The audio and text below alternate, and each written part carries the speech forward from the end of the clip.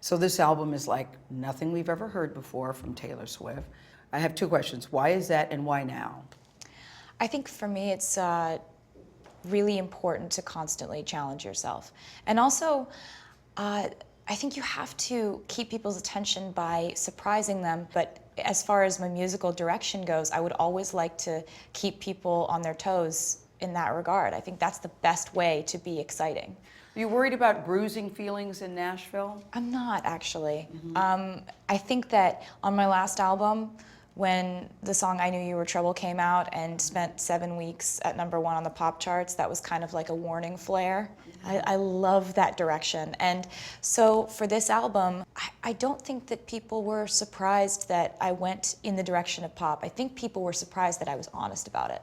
But was there a part of you that was nervous about it? Because I remember reading that your record label said, can we at least have 1, 2, 3 country songs on this album? It felt like it would be exploiting an entire genre just because I didn't want to ruffle feathers. I also, a big goal of mine was to make this album very sonically cohesive.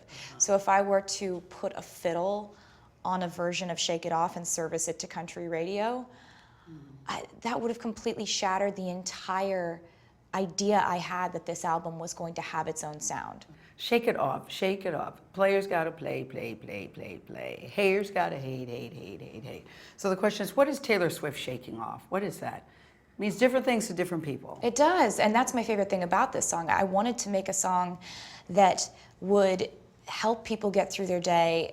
All these girls that I talk to online on Instagram or Tumblr or Twitter, the things that they're going through are parallel to what I go through, just on a different scale. When someone spreads a rumor that isn't true about a girl I'm talking to on Instagram, it's the same feeling of humiliation that I get when I'm checking out of the grocery store and I see something untrue written about me on a magazine. I'm curious about that feeling. How do you handle it? Because you're in the tabloids a lot. I think I probably handle it the same way that you handle it, which is you just laugh at it. Yeah. At a certain point. I do now, but I didn't in the beginning. That's exactly how it was for me. You start off and you're very personally offended by it and you're wounded by it. And you think it's personal when really, it's honestly a money thing.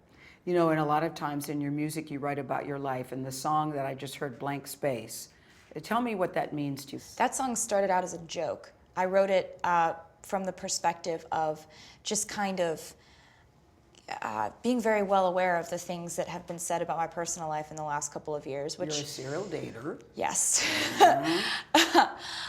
So seeing that kind of take place and seeing how much these media sites were just reveling in it. I mean, they loved it. Just like, look at the slideshow of Taylor's ex-men. And it was like, I'd look at, you know, if you click on it, it drives you crazy because you're like, I don't even know half of them. And that was one time that we went to lunch and we were friends or whatever. We went to dinner and that was it. But basically, after I was irritated by it, I kind of became amused by it.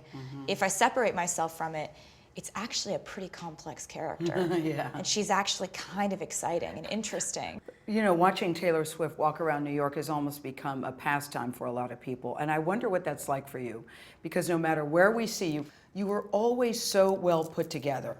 Thank you. There's something about New York that makes me want to dress up for it, which is this strange, unexplainable thing. But also, when you have 20 paparazzi outside your apartment, it kind of makes you take ownership of how you look, and you know it's going to be documented and discussed and debated, and so you just kind of take 2 extra minutes to match your shoes with your purse and you're golden. There was a thing about your fans, that you had them over for a listening party and you bake cookies and all that stuff for them. I know people always say they love their fans, but there really is something special about you and your fans. Well, we have a lot in common.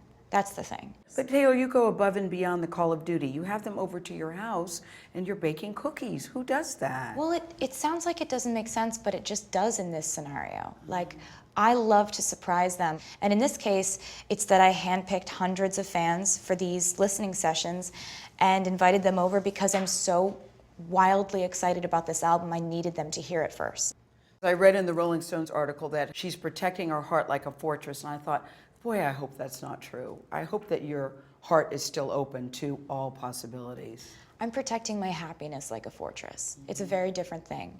And when I tell people how happy I am to be alone and to be living my life on my own terms and to be free and independent and empowered, the first thing they say to me is, oh, don't worry, you'll find someone. Yeah. And that is so not the point. We read about your friendships with very famous people. What makes a good girlfriend for you? A good girlfriend for me is someone who is an individual. Also, none of my friends are gonna get mad at me if we don't talk for 2 weeks. What makes a good boyfriend?